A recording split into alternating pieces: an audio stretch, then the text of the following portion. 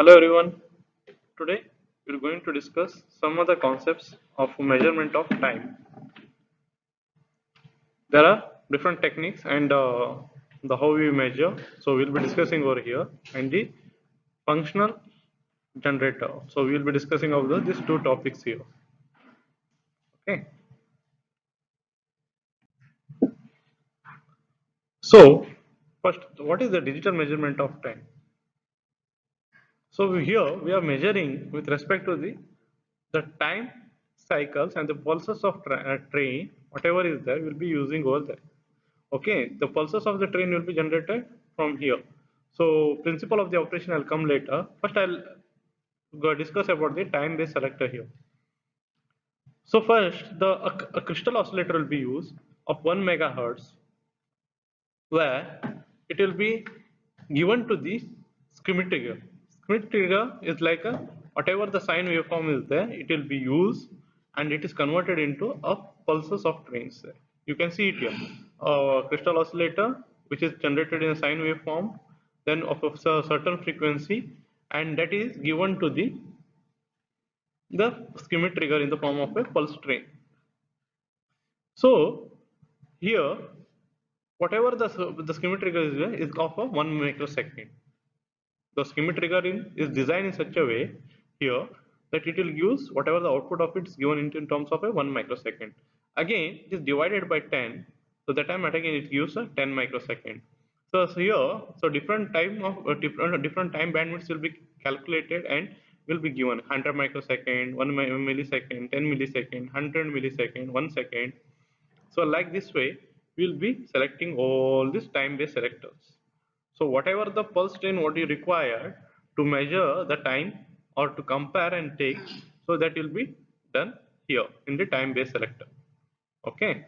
So then at the next, this is the circuit where we'll be measuring the time take place. So what we done here, the whatever the time-based selector circuit is here is attached to the Schmitt trigger. What we have discussed in the time-based selector, this is the block diagram here. That will be given to this gate. So here input 1 and input 2 are there. Here input 1 is the start pulse what will be given here, that will be given to the Schmitt trigger, and that will be given to the start pulse, and that will be given to the gate control FF. And when the pulse train has to be stopped, the counting of the time pulses of the train has to be stopped, so that time the input is given to this here. Here we can see a attenuator to remove whatever the noises are there, and whatever the signal is there, the pulse has to be very strong, because you know the digital, if it's 0 and 1, what will happen, the some of the noises will make it a little less voltages, that time it will be determined as a 0 and or 1, whatever unwanted signal might affect it. So avoid that thing, attenuator and the amplifier is given. So whatever the signal is there is amplified and given to the Schmitt trigger. Else the Schmitt trigger will not detect the whatever the pulses there. So start pulse here from the input 1, stop pulse from the input 2 will be taken here. So this is what the principle here. Okay. So what we are doing here, f is equals to 1 by t. That principle will be using once again here. So now understood here the principle. So now this whatever this thing is given as a one frequency. Whatever the frequency is given is the given by f is equals to 1 by t here. What is the problem here? That unknown signals, what I said, is given here is the counted from the start pulse and the stop pulse. So whatever the time intervals is the pulse train will be there, that will be calculated. So defined for around some time interval for 10 microsecond or 10 milliseconds, some example it will be. So start and count. So whatever the display unit will be given, it gives that this much amount of the count is been taken. This is what the practical calculation is there. So this is the basic principle. Start pulse and the stop pulse has to be given here. Okay. But the main how is there, the practical circuit you can see here. You can see the time-based selector has been given here. But here the what is there, here we have taken a multiple period signal. Sometimes you'll be having a individual, like here individual time signals will be selected here. But this you can this frequency this type of arrangement you can see it in the CROs, that where we change the different time cycles there. So when we have a multiple period signal, so what we are doing here, giving here, you can see it here, the frequency whatever the generated in the time based selector, we have a 1, and that is given to the frequency trigger, and that will give to the main gate whatever the frequency of the signal has been generated, we have given in the terms of it given here. The triggering has to be done by the frequency trigger, and the whatever the input signal has to be measured, that has been amplified, and it has given to the period trigger here. We can see it here. Okay, so that will be given to the gate control FF, and that has been compared with the multiple period signals. So it is just going to compare whatever the different the time signal has to be there, so that we call it as a decade divider assemblies. So whatever the input has been given here, that has been again given to the gate control flip flops there. So for example, if we have to measure around 10 seconds, 10 minutes, 20 minutes, everything has there, that has to be compared here with the multiple periods, and here we take a average of that, and that has to be given to the gate control FF. So what is doing, a standard has been given here, and whatever the input signal has there, that we have manipulated here and given it to the main gate. The start, when we giving the input signal here, it will start the counting. When we stop giving the input signal, it will stop the counting. So that impulse, like what we have used it here in this block diagram, is not used here. Okay, just we have to understand how we have to done. So as I said here, we can pass the signal, the input signal, to the many decades, or we can pass it through the from stop some two after 2 decades, or we can pass it to 3 decades, 4 decades, 5 decades. The one time block is called it as a 1 decade divider box there. This we have to remember why we are using this one. Okay, understood this, whatever the digital measurement of time. So as I said here, even we can use in this type of a measurement. So here we have a 4 type of circuit. First one, what we decide is the basic time based selector. Next, when we have a 2 type of input, that another is the circuit. So this is what the actual practical circuit here. Here another principle is what is there, that the low frequency signal is used as a gating signal, while high frequency signal is considered as the counted signal. So what we are doing here, the high frequency signal are given here, might be from the external frequency or from the time based selectors. What we have given, give it to the frequency trigger here, the high frequency signal which has to be counted, and the low frequency signal has been passed through this one, and then it is used as a gating there. So compare here, so it will be giving it the counting time. It can be measured in terms of a 10, 100 like that, using decibel or sorry, decade divider assemblers. Okay, this is what we call as a DDA in short. Okay, just you have to remember how the frequency, how the input we are giving. Either we are giving one start pulse and a stop pulse, so that we are doing usually from the time based selector. So counting the pulses, or like we are using it as a counter. When we are using it as a counter, input signal 1, or input as a start pulse, input signal 2 as a stop pulse.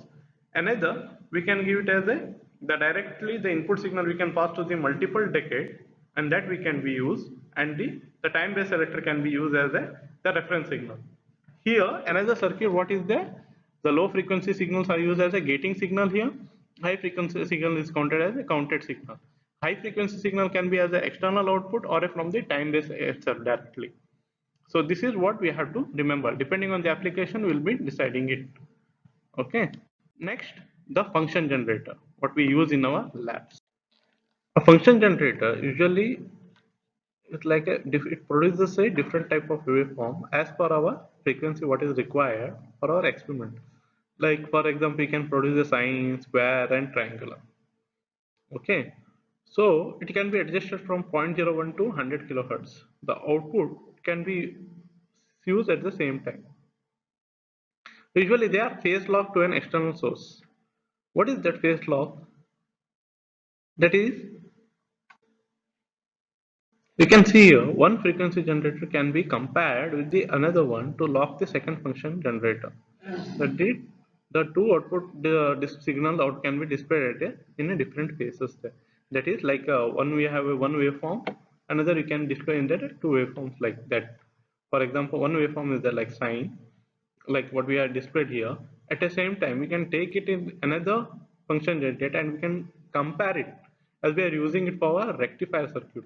We usually what we do, we take an input and we take an output and we can display it together like that it is. Or we can say in generally, one function generator can be used to lock the second function generator. What is the second function generator? For example, when we are using it as triangular directly, another we can after that we required a sine. We can lock this one and we can use it as a sine waveform.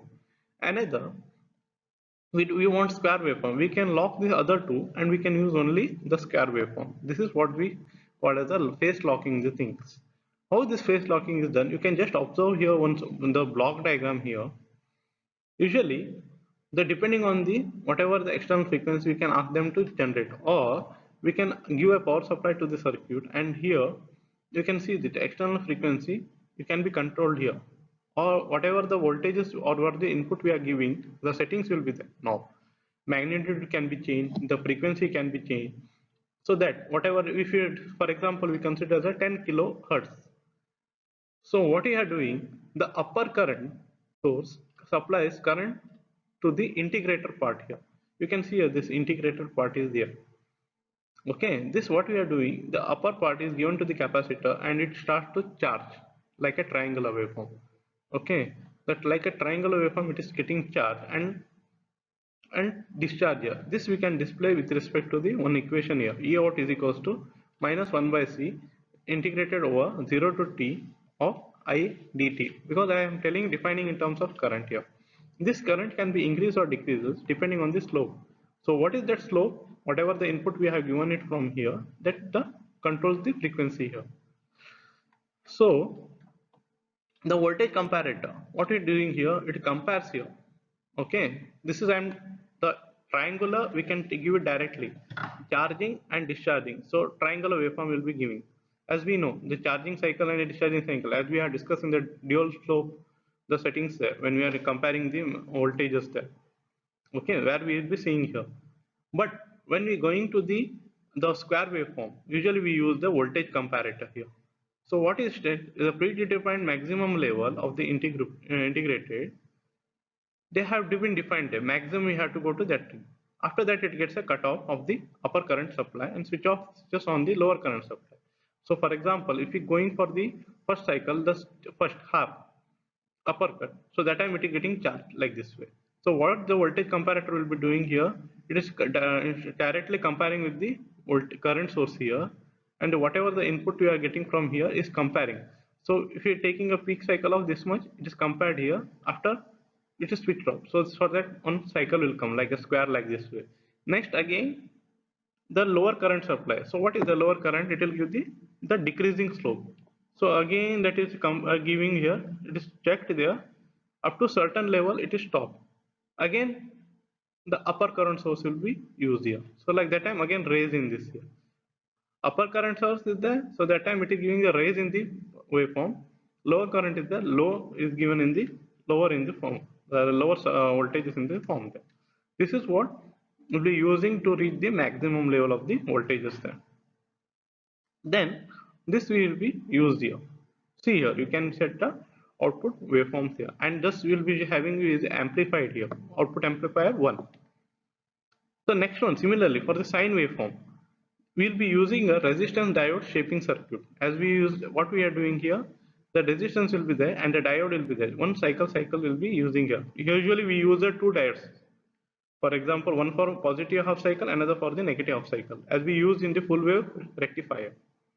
But there we'll be using a what we said one for the positive half cycle, another for the negative half cycle. But what we are using here, we are taking input of the triangular and we are given it to the resistance. So for positive half cycle, one shaping has been done. For the negative half cycle, another shaping has been done. So this is what we're doing with the shaping of the circuit here.